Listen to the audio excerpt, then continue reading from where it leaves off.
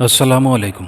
Subscribe कीजिए और bell icon press कर दीजिए ताकि नेक्स्ट वीडियो का नोटिफिकेशन आपको बआसानी मिलता रहे।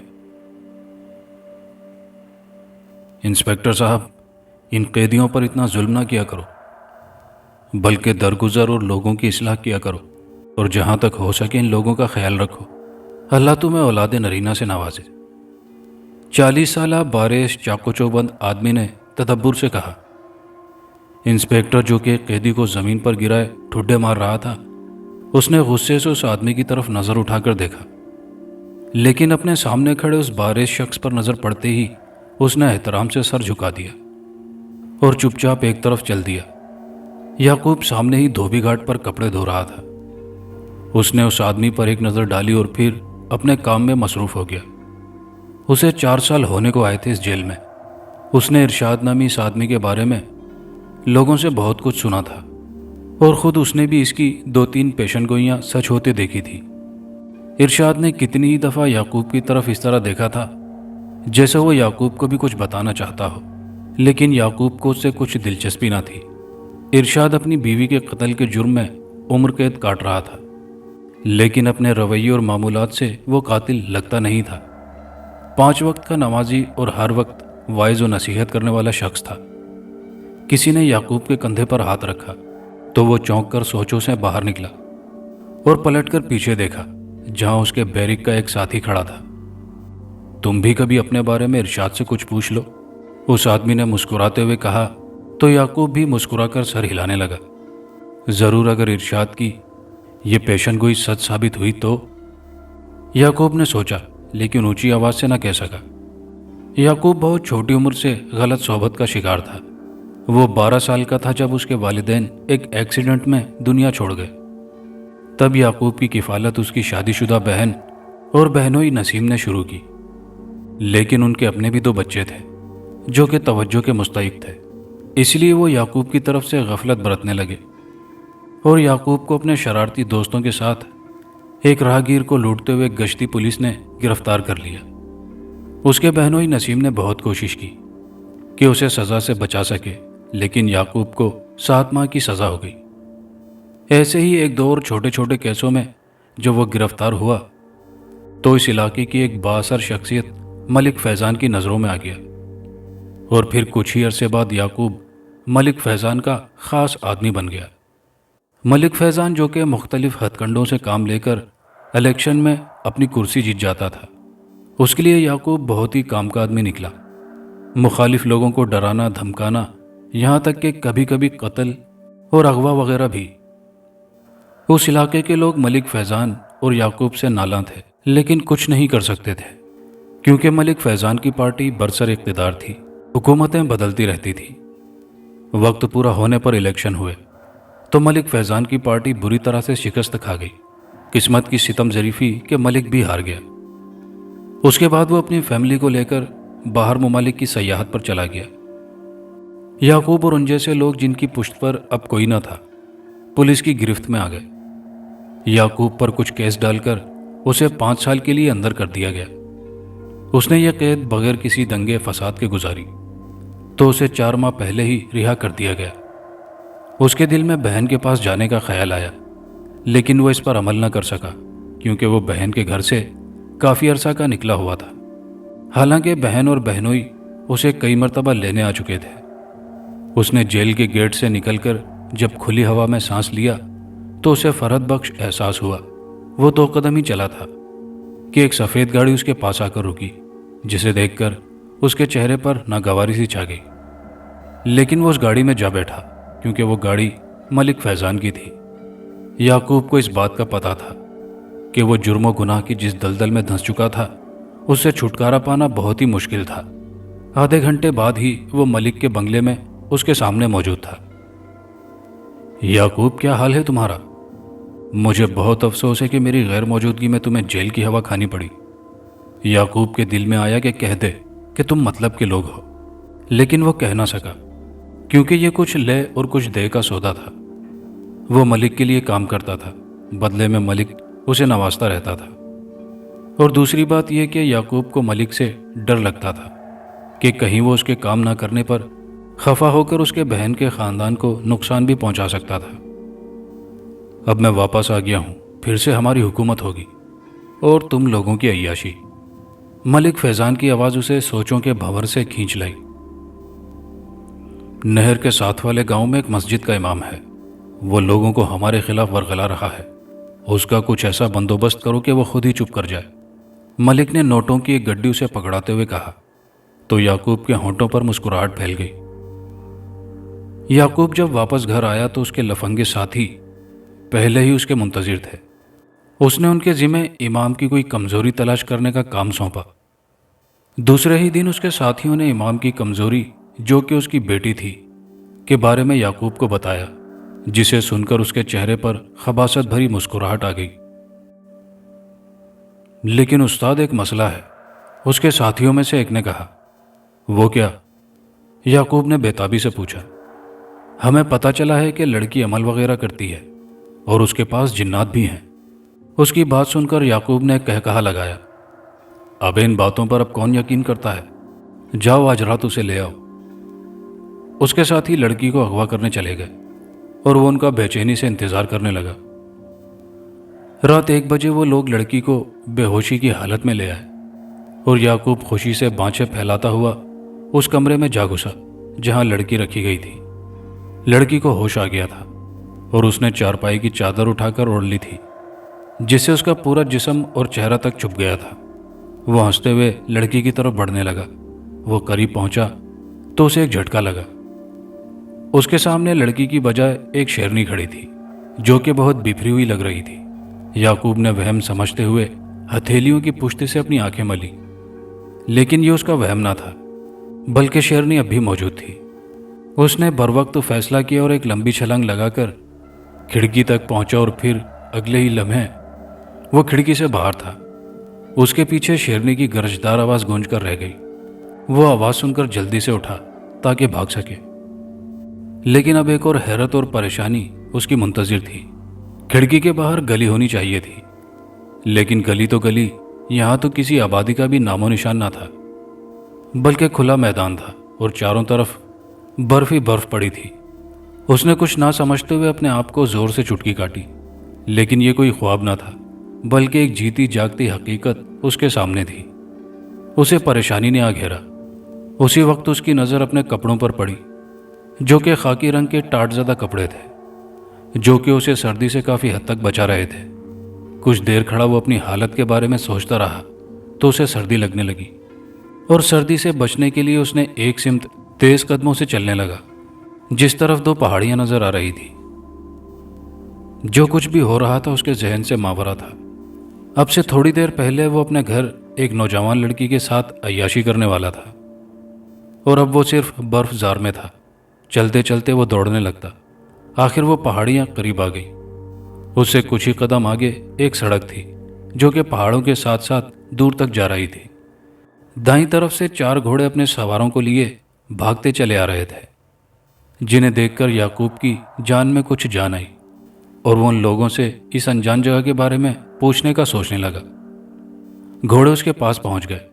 اس سے پہلے کہ وہ انہیں روکتا، وہ اسے دیکھ کر خود ہی رک گئے۔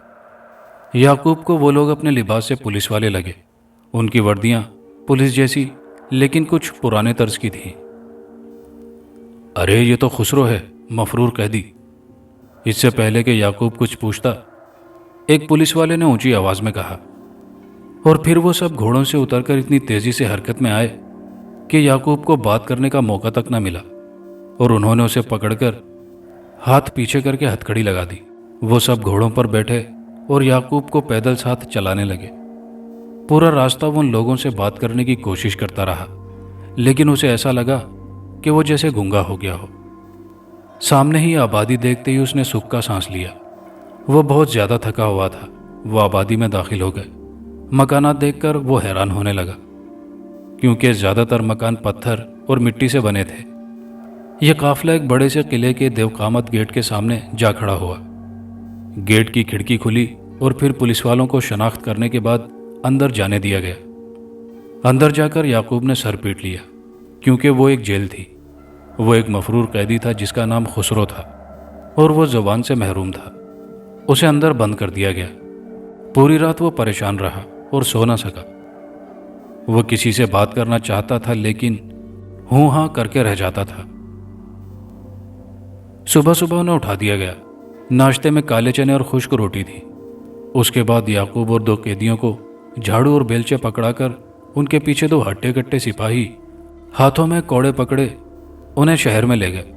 पूरा दिन वो शहर की नालियां और गलियां साफ कराते रहे। जब वो हाथ नरम करते, पीछे से कोड़ा बरदार उन पर कोड़े बरसाते। फिर ये रोज का मामूल बन गया। याकूब एक बदमाश था, लेकिन यहां आकर उसमें काफी निस्वानियत सी आ गई थी, जैसे कि ख्वाजा सराओं में होती है।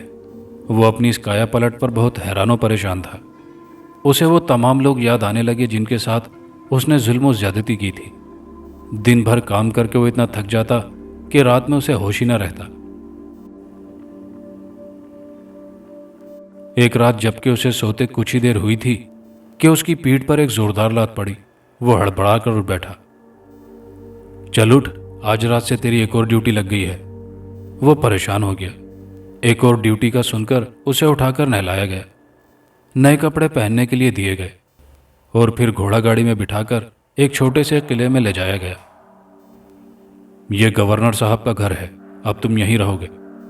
वो जो कहें तुम्हारा काम उनके हुक्म की तामील करना है। एक मोटे से सिपाही ने याकूब की पीठ पर कोड़ा मारते हुए कहा। याकूब सी करके रह गया। गवर्नर एक अय्याश आदमी था। हफ्ते में 3 दिन उसके घर रात को कोई ना कोई नौजवान लड़की लाई जाती। याकूब का काम था गवर्नर की खूब मालिश करना। मालिश करवाते वक्त वो कपड़े उतार देता और उसके जिस्म पर सिर्फ जांघिया रह जाता, और मालिश के दौरान वो याकूब से नाजेबा बातें करता और छेड़छाड़ भी करता था। एक हफ्ते तक ये सिलसिला चलता रहा।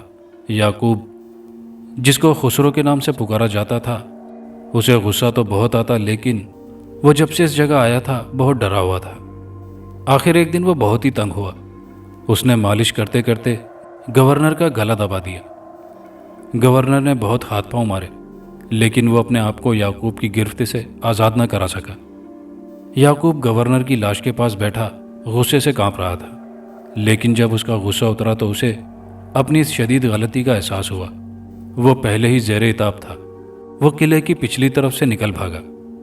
उसे रास्तों का इल्म ना था, इसीलिए वो पकड़ा गया, क्योंकि गवर्नर की लाश मिलते ही उसकी तलाश शुरू हो गई थी। गवर्नर को कत्ल करने की सज़ा उसे सज़ाए मौत मिली। वह बहुत ही अफसरदा और मलूल था। फांसी का फंदा गले में डालते ही उसने सच्चे दिल से अपने गुनाहों की अल्लाह के हुजूर गिड़गिड़ाकर माफ़ी मांगी और अपने गुनाहों पर तौबा ताइब हुआ। या अल्लाह, मुझे आखिरी वक्त में माफ़ कर दे। या अल्लाह, मुझे माफ़ कर दे। उसके मुंह से बार बार ये अल्फाज निकल रहे थे। उसी वक्त उसे एक झटका लगा। उसके नीचे से तख्ता जैसे ही निकला तो रस्सी उसे अपने गले में तंग होती महसूस हुई। उसका सांस बंद होने लगा। बहुत ज्यादा दर्द और एक तवील बेहोशी। याकूब की आंख झटके से खुली। वो अपने कमरे में अपने बिस्तर पर पड़ा था। उसने हैरत से इधर उधर देखा। क्या वो कोई ख्वाब देख रहा था? लेकिन नहीं। उसे अपने गले में दर्द होता महसूस हुआ। वो जल्दी से बाथरूम में जा घुसा, जहां बड़ा सा आईना लगा हुआ था। उस आईने में उसे अपने गले पर रस्सी के लिपटने के निशान साफ नजर आ रहे थे। फिर उसने अपने आप को इस जाविये से आईने के सामने किया कि उसे अपनी पीठ नजर आने लगी, जिस पर कोड़ों के बेशुमार निशान थे, जिसका मतलब था कि उसके साथ जो कुछ हुआ वो सब सच था। जाने वो कौन सा इलाका था जहां वो खुद ब खुद जा निकला और फिर वापस भी आ गया, और फांसी पाकर कैसे बच गया। वो सोचने लगा कि अल्लाह ताला ने उसे सुधरने का एक मौका दिया है। सुबह होने वाली थी। उसने हिम्मत करके एक फैसला किया और दिन 10 बजे के वक्त जेल में इरशाद से मिलने जा पहुंचा।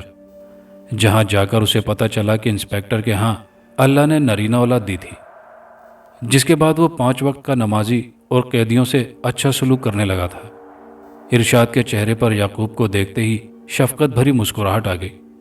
याकूब ने सलाम किया, जिसका जवाब इरशाद ने खंदा पेशानी से दिया। इरशाद भाई, मैं बहुत गुनाहगार हूँ। मैं ऐसा रास्ता चाहता हूँ कि जिस पर चलकर अल्लाह से अपने गुनाहों की माफ़ी मांग सकूँ।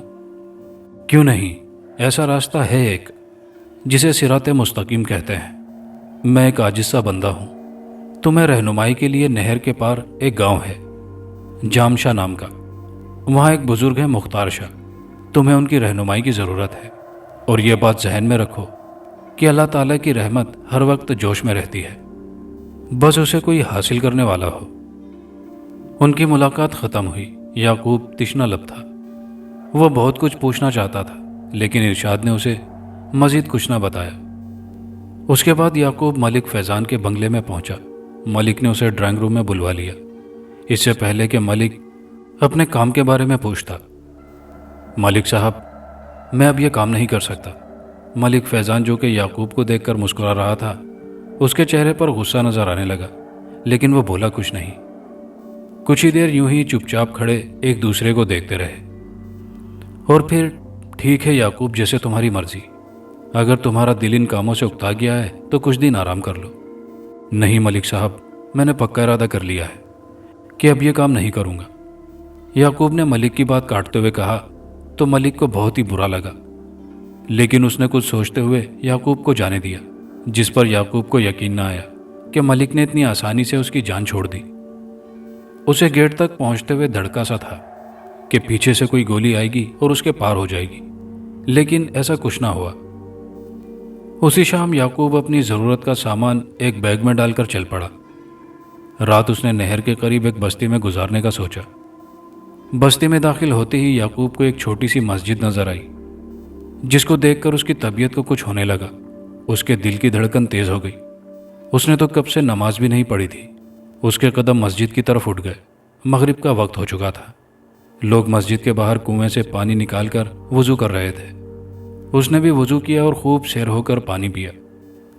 نماز ادا کرنے کے بعد امام مسجد اور یعقوب کے علاوہ سارے نمازی چلے گئے، تو امام صاحب نے یعقوب کو اپنے پاس مسجد کے کونے میں بلا لیا۔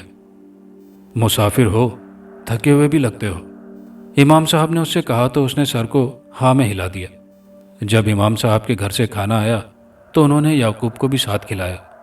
کھانا کھانے کے بعد امام صاحب خود ہی برتن چھوڑنے گھر چلے گئے، اور یعقوب سوچنے لگا کہ شاہ صاحب کے پاس جانے سے پہلے اسے دین کے بارے میں کچھ تو جان لینا چاہیے۔ نماز اس نے پڑھی تو تھی، لیکن دوسروں کے ساتھ۔ نماز اسے یاد نہیں تھی، اسے تو دین اسلام کے بنیادی ارکان بھی یاد نہ تھے۔ وہ کچھ دن تک امام صاحب کے پاس رہا، جنہوں نے اسے بنیادی باتیں کافی حد تک بتا دی تھی، بلکہ نماز وغیرہ اس نے سیکھ لی تھی۔ رات 1 بجے اس کی آنکھ کھلی۔ اس کا دل چاہنے لگا کہ تہجد کی نماز پڑھے۔ ابھی وہ اٹھ کر مسجد کے دروازے تک ہی پہنچا تھا کہ باہر دھڑا دھڑ گولیاں چلی۔ پہلے فائر رائفل کے تھے، اور پھر کچھ وقفے کے بعد پستول کے 3 فائر ہوئے۔ چاندنی رات تھی۔ وہ احتیاط سے چھپتا چھپاتا باہر نکلا تاکہ صورتحال جان سکے۔ مسجد کے بالکل سامنے کچھ ہی فاصلے پر ایک جیپ کھڑی تھی، جس کی ہیڈ لائٹ میں سے ایک آن تھی۔ مسجد سے دائیں طرف گھوڑوں کی ٹاپوں کی آواز سے اسے ایسا لگا جیسے گھوڑے دوڑتے ہوئے دور جا رہے ہوں۔ یعقوب کے ذہن میں فوراً آیا کہ گھوڑے والوں نے ضرور اس جیپ پر فائرنگ کی ہوگی، جس سے اس کی ایک لائٹ بھی ٹوٹ چکی تھی۔ یعقوب بھاگ کر اس جیپ تک پہنچا، جس کی اگلی سیٹوں پر پڑے 2 آدمی بے حس و حرکت تھے، جس سے ان کی موت کا اندازہ ہوتا تھا، جبکہ پیچھے بیٹھا ہوا آدمی ہل جل رہا تھا اور جیپ سے باہر آنے کی کوشش کر رہا تھا۔ یعقوب لپک کر اس تک پہنچا۔ تم جو کوئی بھی ہو، تمہیں خدا کا واسطہ میری جوان بیٹی کو بچا لو، ڈاکو اسے لے جا رہے ہیں۔ یعقوب کو اس آدمی کی بات سن کر ایک جھٹکا لگا۔ اس نے اگلی سیٹ پر پڑے ایک آدمی کی جھولی سے رائفل اٹھا لی، جو ٹھنڈی تھی، جس کا مطلب تھا کہ بیچارے کو فائر کرنے کا موقع تک نہ مل سکا۔ یعقوب گھوڑوں کی ٹاپوں کی آنے والی آواز کی سمت بھاگا۔ تب اس کی نظر درختوں میں ٹہلتے ایک گھوڑے پر پڑی، جو کہ یقیناً کسی ڈاکو کا ہی تھا، جو کہ جیپ والوں کی جوابی فائرنگ سے وہ ڈاکو مرا ہوگا۔ یعقوب نے گھوڑے کو قابو کیا اور اس پر سوار ہوا۔ ڈاکو جس طرف جا رہے تھے اس طرف آگے ایک جنگل تھا۔ اگر وہ جنگل میں گھس گئے تو انہیں پکڑنا مشکل ہو جائے گا، اس نے سوچا، اور پھر گھوڑے کو دائیں سمت موڑ کر بھگا دیا۔ اس کے اندر کا پرانا یعقوب جاگ اٹھا تھا۔ ڈاکو، جو کہ تعداد میں 4 تھے، اگلے والے نے گھوڑے پر اپنے آگے ایک لڑکی بھی بٹھائی ہوئی تھی، جنگل سے چند گز کے فاصلے پر تھے کہ اچانک ان کے سامنے ایک آدمی گھوڑے کو سرپٹ دوڑاتا نمودار ہوا۔ اس سے پہلے کہ وہ کچھ سمجھتے، اس آدمی، جو کہ یعقوب تھا، کے ہاتھوں میں پکڑی رائفل سے 3 فائر ہوئے۔ 3 گھڑ سوار بغیر کوئی حرکت کیے گرتے چلے گئے۔ ایک رہ جانے والے کو صورتحال کی نزاکت کا احساس ہوتے ہی بائیں سمت گھوڑے کو موڑ کر نکل گیا۔ یعقوب نے پیچھے سے فائر کیے، جس سے گھڑ سوار کی رفتار پہلے سے تیز ہو گئی۔ یعقوب نے اس کے پیچھے گھوڑا دوڑاتے ہوئے شور مچایا تو وہ اکیلا رہ جانے والا ڈاکو آندھی طوفان کی طرح درختوں میں غائب ہو گیا۔ یعقوب نے واپس آ کر لڑکی کو دیکھا جو کہ بے ہوش تھی، پھر تینوں ڈاکو کو دیکھا، تینوں ہی مرے پڑے تھے۔ اس نے لڑکی کو اٹھایا اور اپنے ساتھ گھوڑے پر لاد کر واپس تیزی سے جیپ تک پہنچا۔ اس نے آتے ہی زخمی کی نبض دیکھی جو کہ بہت آہستہ چل رہی تھی۔ اس نے لڑکی کو جیپ میں ڈالا اور ڈرائیونگ سیٹ پر جا بیٹھا۔ گاؤں کے لوگ جاگ اٹھے تھے جنہیں صورتحال کا پتہ چل چکا تھا۔ امام صاحب نے یعقوب کو، جو کہ ان زخمیوں کو اسپتال لے جانے کی کوشش کر رہا تھا، سمجھا بجھا کر منع کر دیا، کیونکہ وہ یعقوب سے اس کی کہانی سن چکے تھے۔ گاؤں کے 2 آدمیوں نے زخمیوں کو جلدی سے اسپتال پہنچانے کی ذمہ داری لی اور جیپ لے کر چلے گئے۔ یعقوب، تم ابھی یہاں سے نکل جاؤ، نہر کے پار تمہاری منزل ہے۔ ابھی یہاں پولیس آئے گی، ہم کہہ دیں گے وہ ایک اچھا مسافر تھا جس نے ڈاکوؤں کو مار کر لڑکی کو چھڑا لیا، امام صاحب نے یعقوب کو سمجھایا۔ یعقوب خود بھی سمجھتا تھا کہ وہ پھر سے پھنس سکتا ہے، اسی لیے اس نے اپنا سامان اٹھایا اور امام صاحب کا شکریہ ادا کر کے وہاں سے چل پڑا۔ فجر کی نماز اس نے نہر کے پاس پڑھی اور پھر نہر پر بنے لکڑی کے پل سے پار چلا گیا۔ جام شاہ گاؤں پہنچ کر اس نے مختار شاہ کے بارے میں پتہ کیا تو اسے پتہ چلا کہ وہ دریا پار چلے گئے ہیں، جہاں انہوں نے مستقل رہائش رکھ لی ہے۔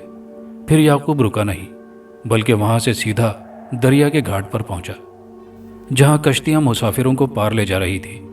اس نے ایک بزرگ سفید بارش سے بابا مختار شاہ کی رہائش کے بارے میں پوچھا، جس پر بزرگ نے اسے غور سے دیکھا۔ تمہارے چہرے پر مجھے زمانے کی بہت دھول مٹی نظر آ رہی ہے، تمہیں واقعی کسی رہنما کی ضرورت ہے، بزرگ نے مسکراتے ہوئے کہا۔ یعقوب ان کی بات سن کر تھوڑا سا حیران ہوا۔ بابا آپ؟ نہیں، میں تو ایک عام سا عاجز بندہ ہوں۔ ہاں، تمہیں لے جاؤں گا شاہ بابا کے پاس۔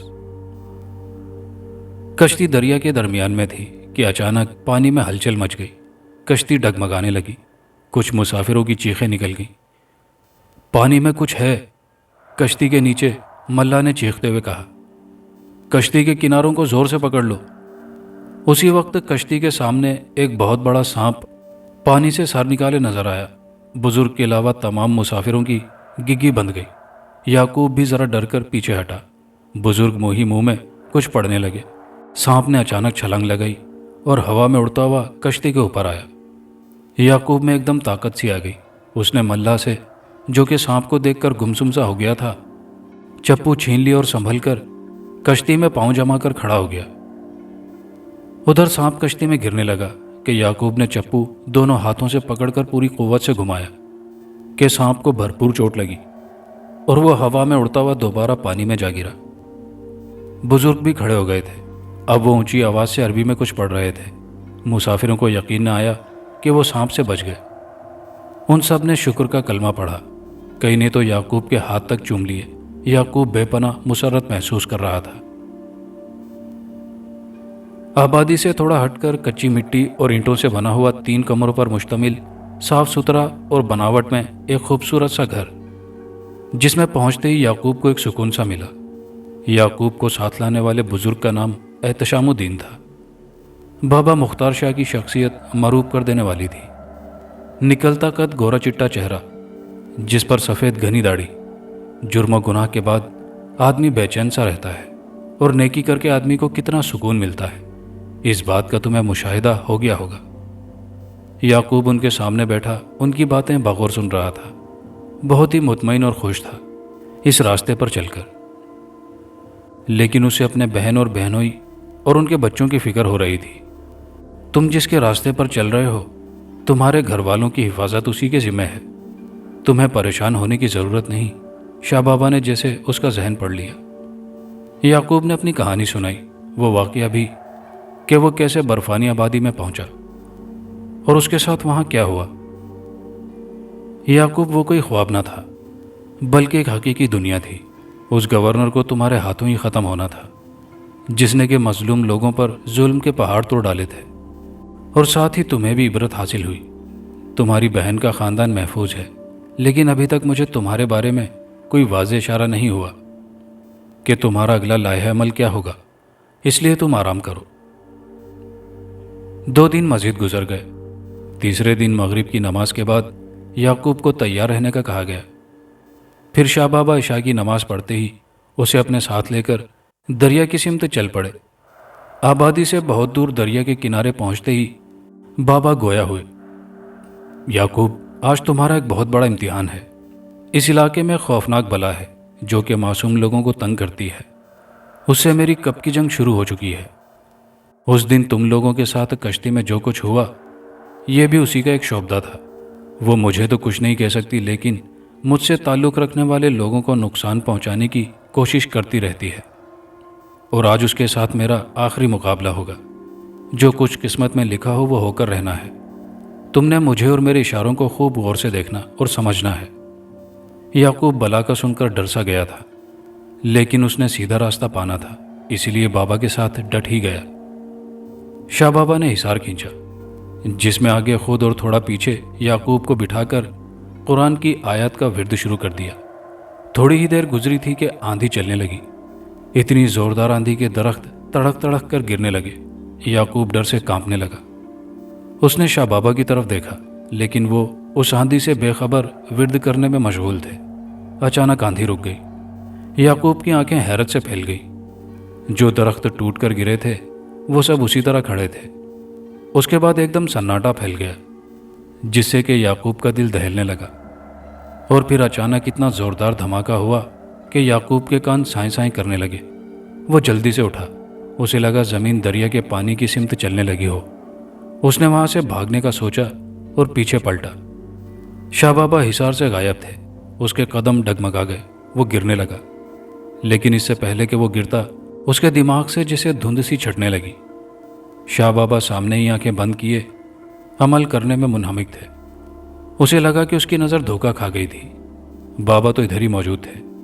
وہ پھر سے بابا کے ساتھ بیٹھ گیا۔ اب پھر سناٹا ہو گیا تھا، لیکن ذہن سے سفید سفید دھواں اٹھنے لگا، جو کہ آہستہ آہستہ مجسم روپ میں آنے لگا تھا۔ یعقوب ذہنی طور پر تیار ہو گیا تھا، کیونکہ وہ سمجھ گیا تھا کہ اس کے امتحان کا وقت آ گیا ہے۔ اس نے شاہ بابا کی طرف دیکھا، جو کہ آنکھیں کھولے زمین سے اٹھتے ہوئے دھوئیں کی طرف دیکھ رہے تھے۔ ان کی آنکھیں اندھیرے میں بھی ایک خاص قسم کی چمک لیے ہوئے تھی۔ اندھیرا ہونے کی وجہ سے یعقوب ان کے چہرے کے تاثرات کا اندازہ نہ لگا سکا، لیکن اسے یقین سا تھا کہ شاہ بابا کا چہرہ پرجلال ہوگا۔ دھواں جسم میں ڈھل چکا تھا، جسے دیکھ کر یعقوب کے رونگٹے کھڑے ہو گئے۔ شاہ بابا دراز قد تھے، لیکن اس بلا کے سامنے وہ بھی بونے لگ رہے تھے۔ بلا کا چہرہ بہت ہی خطرناک تھا۔ لمبے لمبے دانت، سرخ انگارہ آنکھیں، جیسے کہ ان سے آگ نکل رہی ہو۔ تم جو کوئی بھی ہو، ایک بات جان لو، میں تمہیں یہاں سے بھگانے آیا ہوں۔ اگر تم آسانی سے مان جاؤ تو تمہارے لیے بہتر ہوگا، ورنہ میں تمہیں جلا کر راکھ کر دوں گا۔ بابا کی جلالی آواز سے پورا علاقہ گونج اٹھا۔ ماحول کو ایک فلک شگاف کہے نے جھنجھوڑ دیا۔ تم نے 2-4 عمل کیا سیکھ لیے، خود کو بہت بڑا عامل سمجھنا شروع کر دیا۔ میں تمہیں ابھی بتاتی ہوں۔ یہ سنتے ہی شاہ بابا نے یعقوب کے ہاتھ میں پانی سے بھرا ایک برتن پکڑا دیا۔ یعقوب سوچنے لگا کہ وہ پانی کا کیا کرے۔ اسی وقت اس بلا نے اپنے لمبے لمبے ہاتھ ہوا میں ہلائے تو شعلہ سا پھڑکا اور ہوا میں آگ لگ گئی۔ یعقوب کو شاہ بابا نے ہلکا سا دھکا دے کر حصار سے باہر نکال دیا۔ پہلے تو اسے سمجھ نہ آئی کہ کرنا کیا ہے۔ بلا پر پانی ڈالو جلدی سے، شاہ بابا کی سرگوشی سنائی دی۔ یعقوب نے ایک چھلانگ لگائی اور بلا تک جا پہنچا۔ اس نے ہاتھ میں پکڑے برتن کا منہ بلا کی طرف کر کے جھٹکا دیا۔ ادھر آگ نے اس پورے ماحول کو اپنی لپیٹ میں لے لیا اور ادھر پانی بلا پر جا پڑا تو اس کی کری چیخوں سے پورا علاقہ گونج اٹھا۔ یعقوب آگ کی لپیٹ میں آ گیا تھا۔ آگ کی جلن بہت شدید تھی۔ اس کے منہ سے بھی برداشت کے باوجود چیخیں نکلنے لگی۔ اسے پکڑ جلدی، بابا نے اپنی تسبیح پھینکتے ہوئے کہا تو یعقوب نے اوپر کو ہاتھ اٹھایا تو تسبیح اس کے ہاتھ میں پھنس گئی، لیکن تکلیف کی شدت نے اسے بے ہوش کر دیا تھا۔ جب اسے ہوش آیا تو وہ ایک چارپائی پر کمرے میں لیٹا ہوا تھا۔ جسم کی جلن بالکل ختم ہو گئی تھی۔ 2 دن بعد اب تمہارے ایک اور لمبے سفر کا وقت آ گیا ہے۔ जो कि यकीनन तुम्हारी मंजिल है, और उम्मीद रखो कि तुम्हारे गुनाह ज़रूर अल्लाह रब्बुल इज़्ज़त मुआफ़ करेगा। शाह बाबा की हिदायत के मुताबिक वो तैयार हो गया। उसे एक ट्रक पर ड्राइवर के साथ ही बिठा दिया गया। ड्राइवर बारिश नौजवान था, जिसके चेहरे पर दाढ़ी बहुत अच्छी लग रही थी। ड्राइवर का नाम मरजान था, जो कि पूरा रास्ता याकूब को नेक लोगों के किस्से सुनाता रहा। याकूब का यह सफ़र एक बंदरगाह पर ख़त्म हुआ, जहां एक जहाज़ तैयारी की हालत में था। मरजान खान जहाज़ पर अकेला गया और थोड़ी देर बाद वापस आकर याकूब को भी साथ लेकर दोबारा जहाज़ पर जा चढ़ा और याकूब को एक आदमी के हवाले कर दिया, जो कि वर्दीपोश था, जिसने मरजान को अलविदा कहा और याकूब को लेकर जहाज़ के अरशे पर एक तरफ बढ़ गया। याकूब, ये जहाज़ सऊदी अरब जा रहा है। ज़्यादातर मुसाफिर हज के लिए जा रहे हैं। ये सुनकर याकूब की खुशी का कोई ठिकाना न रहा। याकूब एक सच्चे रास्ते का मुसाफिर बन गया। जहाज़ ने लंगर उठाया तो याकूब के दिल से दुआ निकली, या अल्लाह, मेरे घर वालों को अपने हिफ्ज़ अमान में रखना। मलिक फैज़ान इलेक्शन बुरी तरह से हार गया। इस बात पर उसे बहुत ज़्यादा गुस्सा था और अपना गुस्सा उसने याकूब की बहन पर निकालने का सोचा, क्योंकि वो अपनी हार का जिम्मेदार याकूब को ही समझता था। जाओ, याकूब के बहनों और उसके बेटों को ख़त्म कर दो और उसकी बहन को भी उठा लाओ, मलिक ने अपने आदमियों से कहा। उसके 4 आदमी वैन लेकर तेज़ी से निकल गए। मलिक गुस्से से खोलते हुए बंगले के छोटे से बागीचे में टहल रहा था। मलिक के आदमियों ने वैन याकूब की बहन के घर के सामने खड़ी की और मुंह पर ढाटे बांधे खतरनाक इरादों से गाड़ी से बाहर निकले और भागते हुए दरवाजे की तरफ बढ़े। लेकिन उसी वक्त वो सब अपनी जगह जैसे पत्थर के होकर रह गए। अचानक 2 बड़े बड़े शेर हवा में नमूदार हुए और याकूब की बहन के घर के दरवाजे के सामने आकर बैठ गए। मलिक के आदमी, जिनके पास असला भी था, लेकिन वो शेरों को देखते ही डर गए। उनके कदम अपनी जगह से हिल तक नहीं रहे थे। बहुत मुश्किल से हिम्मत करके वो आहिस्ता आहिस्ता पीछे हटे और वैन में बैठकर रफू चक्कर हो गए। मलिक फैज़ान टहलते हुए एक दरख्त के पास पहुंचा तो अचानक एक ज़बरदस्त फुंकार की आवाज़ सुनाई दी और एक काले नाग ने उसके पाँव पर काटा। मलिक को हैरान होने का भी मौका न मिला। उसका सांस रुक गया और वो ज़मीन पर गिरता चला गया। और कहानी के आखिर में वो नाम जिन्होंने कमेंट करके रिक्वेस्ट की थी, तो पहला नाम है मोहतरमा सैयदा जहां फ़तेहपुर राजस्थान इंडिया से, कायनात साहिबा यूपी मुरादाबाद से, उल्फत ख़ान दिल्ली से, Mohammad Shakeel Ansari India, Mohammad Zubair India, Shadab Khan UP और मोहम्मद अनस इंडिया से। आपके प्यार भरे कमेंट्स का बेहद शुक्रिया। वीडियो को लाइक शेयर करना मत भूलिएगा। कमेंट बॉक्स में अपनी कीमती राय से हमें ज़रूर आगाह कीजिएगा और चैनल पर नए आने वाले दोस्तों से गुजारिश है कि चैनल को लाजमी सब्सक्राइब कर लीजिए। शुक्रिया।